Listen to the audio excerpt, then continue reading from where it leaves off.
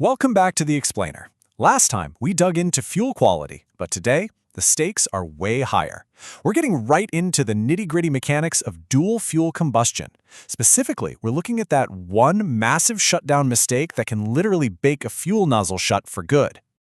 So in part 1, you might remember we learned that gas fuel absolutely must be kept bone dry to prevent total combustion chaos. Well, now we're going to contrast the brilliant automated safety shield of the gas system against a totally avoidable liquid fuel rookie mistake that permanently destroys expensive hardware. Let's dive in. Section 1.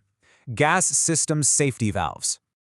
Okay, so when this machine is burning natural gas, it actually protects itself automatically using this super elegant industry-standard setup called double block and bleed. Here's how it works. The very instant there's a trip, two separate shutoff valves just slam closed. And at the exact same time, a vent valve pops open right between them, safely dumping any trapped gas straight outside the enclosure in the literal blink of an eye.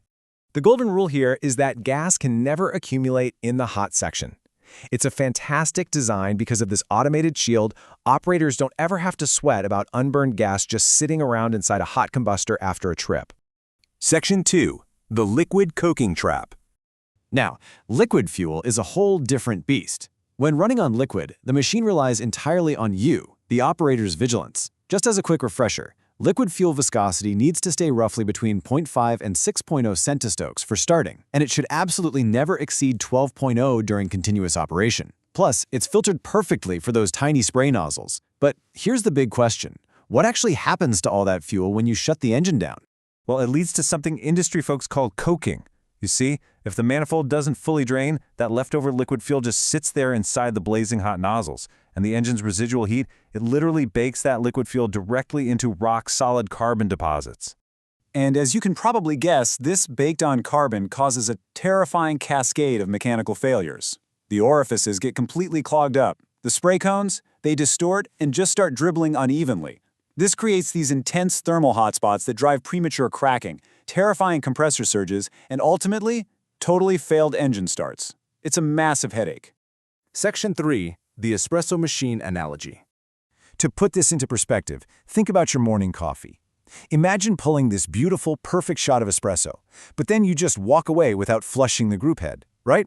The residual heat bakes all those leftover coffee oils, and your next shot just sputters and completely ruins the cup. The liquid fuel coking trap is exactly the same concept. But, the stakes here are just a tiny bit different. Instead of a nasty cup of stale coffee, you end up with a high-tech nozzle permanently clogged with baked carbon. A jet engine nozzle requires a mathematically perfect spray cone, so even a microscopic amount of baked carbon absolutely ruins that geometry forever. There's really no going back. Section 4. Cutting flow versus draining. All right, here's the high-stakes rookie error we see all the time. Imagine you hit the stop button. Boom, the fuel pumps shut off. But if you don't physically confirm that the manifold drain valves actually opened, what do you think happens to all that liquid fuel still trapped in the pipes? Yep, it sits, it bakes, and it cokes the nozzle shut. You see, cutting the flow merely stops new fuel from entering. Draining, on the other hand, is what actually empties out the hot manifold, getting that liquid safely out of the danger zone. Assuming that simply cutting flow is the exact same thing as draining, well, that's the trap. And let me tell you, the financial penalty for this little misunderstanding is incredibly steep. We are talking thousands and thousands of dollars. Look, confirming the automatic drain valves actually opened takes an operator maybe, 5 minutes? But if they decide to skip that 5-minute check, that minor coking permanently distorts the nozzle spray cone. That turns a totally routine shutdown into a delayed restart days later and a multi-thousand-dollar nozzle replacement. So, let's summarize the key takeaways here. Number 1, gas systems utilize a fully automated double block and bleed. Number 2, liquid fuel requires verified manual draining. And number 3, fail to verify that drain, and your leftover fuel absolutely will coke the nozzle shut.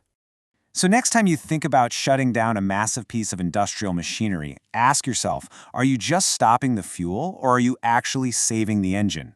Because sure, fuel and air might make the power, but absolutely none of it matters if the bearings underneath the engine seize up. Next time on The Explainer, we're diving into the absolute lifeblood of the machine, the two oil systems keeping the whole thing alive. Until then, keep learning and stay focused.